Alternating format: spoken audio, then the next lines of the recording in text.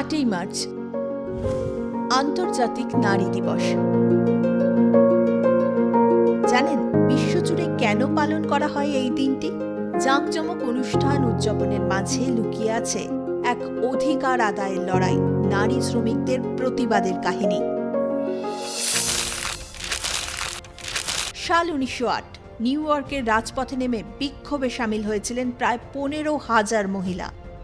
দাবি ছিল কাজের সময় কমানো, উন্নত বেতন পরিকাঠামো এবং ভোট দানের অধিকার। সাল 1910 ডেনমার্কের কোপেনহেগেনে অনুষ্ঠিত হয় দ্বিতীয় আন্তর্জাতিক নারী সম্মেলন। এখানেই প্রথমবার 8ই মার্চ নারী দিবস পালনের প্রস্তাব রাখেন জার্মান রাজনীতিবিদ ক্লারা জেটকিন। সাল 1917 প্রথম বিশ্বযুদ্ধ চলাকালীন 8ই মার্চ খাদ্য নিরাপত্তা ও শান্তির জন্য ধর্মঘটে সামিল হন রাশিয়ার মহিলারা। অবশেষে 1975 সালে রাষ্ট্রপুঞ্জ আনুষ্ঠানিকভাবে আন্তর্জাতিক নারী দিবসকে স্বীকৃতি দেয়। রাষ্ট্রপুঞ্জ জানিয়েছে এবছর নারী দিবসের থিম সকল মহিলাদের জন্য অধিকার, ন্যায় ও কাজ।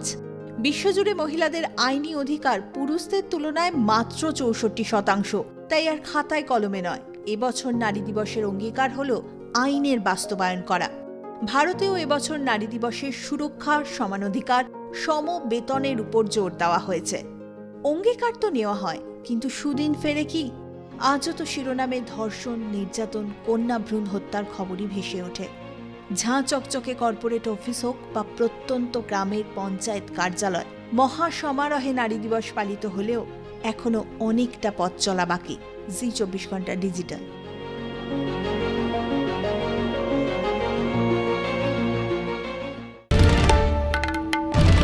বাংলার আওয়াজ, বাঙালির আবেগ, জি 24 ঘন্টা।